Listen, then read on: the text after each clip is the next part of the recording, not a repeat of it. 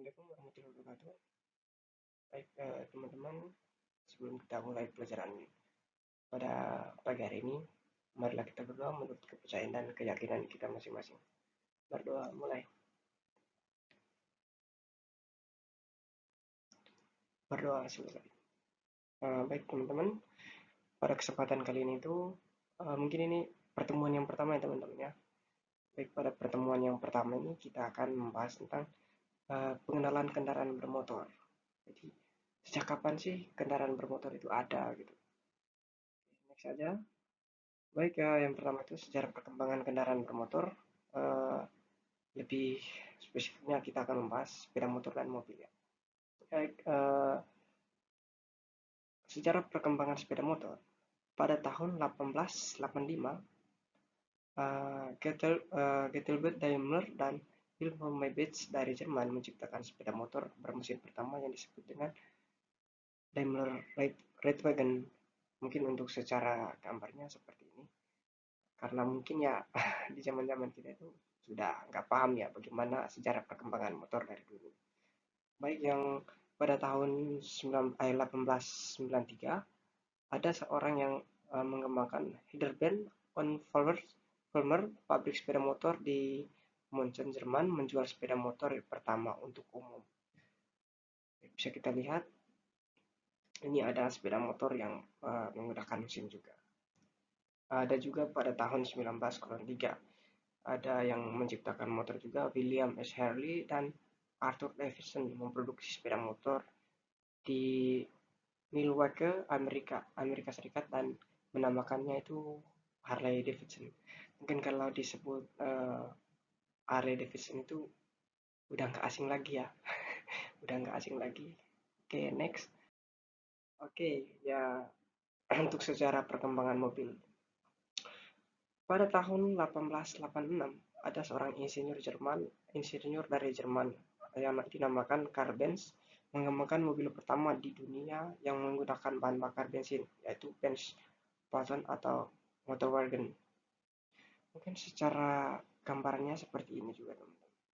Secara gambarnya seperti ini karena apa ya? Mungkin lebih mirip ke Delman ya kalau kita lihat sekarang itu.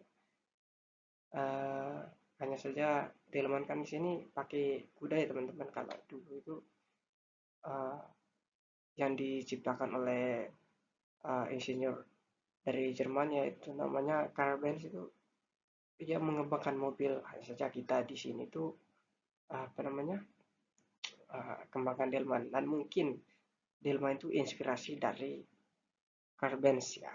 Karl Benz hanya saja kita di sini pakai kuda. Oke, next. Oke, di sini tuh ada klasifikasi kendaraan bermotor. Jadi kendaraan bermotor dapat diklasifikasikan berdasar berbagai kriteria seperti fungsi, jumlah roda, berat, dan kapasitas angkut. Jadi secara umum juga kendaraan bermotor dapat dibagi menjadi 3 kategori utama. Ya, memang secara uh, apa ya, secara teori juga teman-teman. Uh, Kendaraan bermotor bisa kita klasifikasikan berdasar berbagai kriteria dan fungsinya. Karena dari fungsi itu kita bisa tahu bahwa ini mobil untuk apa itu.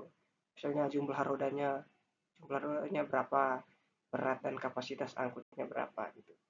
Jadi yang pertama itu ada mobil penumpang. Jadi teman-teman, mobil penumpang dirancang untuk mengangkut orang dan barang pribadi. Jadi beberapa contohnya meliputi yang pertama itu SUV atau Sport Utility Vessel. Jadi mobil dengan ground clearance tinggi dan kemampuan off-road yang lebih baik dibandingkan sedan atau hatchback. Gimana ya teman-teman ya kalau misalnya sedan itu dipakai untuk angkutan umum gitu. Yang kedua itu ada MPV, Multi Purpose Vehicle. Mobil ini menawarkan fleksibilitas tinggi dengan kapasitas penumpang yang lebih besar dan ruang bagasi yang luas. Mungkin kita bisa ambil contoh ya teman-teman ya. Mobil MPV ini seperti bus ya, bus. Yang ketiga itu ada airbag. Jadi mobil dengan pintu belakang yang terbuka ke atas untuk memudahkan akses ke bagasi. Yang keempat itu ada sedan, mobil dengan bodi yang aerodinamis dan memiliki kapasitas 4 sampai 5 orang. Jadi ya seperti yang kita lihat, sedan itu ya bisa menampung beberapa orang saja, 5 atau ya enggak 4 sampai 5 orang lah gitu. Kalau sampai 6 7 itu ya udah sesak banget ya gitu. Oke, yang kedua itu kendaraan komersial. Jadi kendaraan komersial itu dirancang untuk tujuan komersial seperti mengangkut barang atau penumpang dalam jumlah besar. Jadi beberapa contoh kendaraan komersial itu meliputi yang pertama itu truk. Ini adalah truk ya, truk. Jadi truk adalah kendaraan berat yang digunakan untuk mengangkut barang dalam jumlah besar. Jadi terdapat beberapa jenis truk seperti truk ringan, truk sedang, dan truk berat. Jadi ini mungkin ya lebih kita apa ya, biasa kita kenal dengan Fuso ya, Fuso. Kalau ini tuh Canter biasa, mereknya Canter gitu, Mitsubishi Canter. Jadi ini tuh fungsinya apa? Mengangkut barang apa ya, beban-beban yang berat seperti mengangkut material bangunan. Kalau ini juga apa? Ini biasa dipakai untuk mengangkut logistik seperti uh, paket atau apa paket dan lain hal gitu. Oke, mungkin next aja. Yang kedua itu ada bus. Jadi bus itu kendaraan yang dirancang untuk mengangkut penumpang dalam jumlah banyak. Jadi terdapat bus kota, bus antar kota, dan bus pariwisata. Contohnya itu apa? Bus yang kita bisa lihat itu bus pariwisata itu yang antar pulau, antar kota itu. Lebih spesifiknya lagi, bus yang bisa kita lihat di sini itu di Jogja ada Trans Jogja.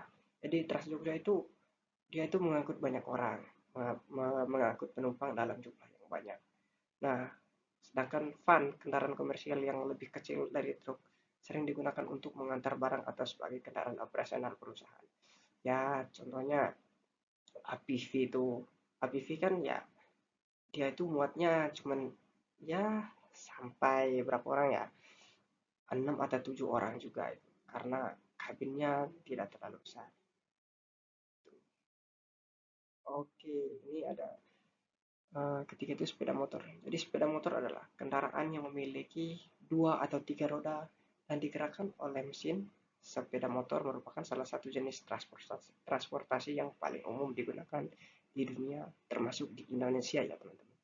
Mungkin kalau bisa kita lihat ya, ini kalau orang Indonesia bilang ini motor laki, ya motor motor gede gitu, motor gede. Ada yang CBR, terus apalagi bentuknya hampir mirip motor GP ya, tapi bukan ini bukan motor GP. Kalau ini mungkin lebih ke ya motor pitung lah, motor-motor bebek kalau di Indonesia. Motor-motor bebek ini motor-motor klasik biasanya. Uh, Baik teman-teman, jadi mungkin itu saja materi yang dapat saya sampaikan pada pertemuan kali ini.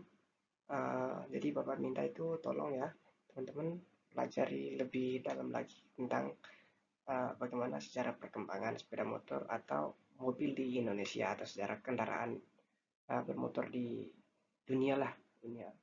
Karena mungkin materi yang Bapak berikan sekarang itu tidak begitu banyak dan tidak begitu cepat dimengerti oleh teman-teman. Jadi Bapak anjurkan untuk teman-teman bisa melihat dan pelajari bagaimana sejarah perkembangan sepeda motor, sejarah perkembangan kendaraan bermotor di dunia, lebih khususnya di Indonesia sih.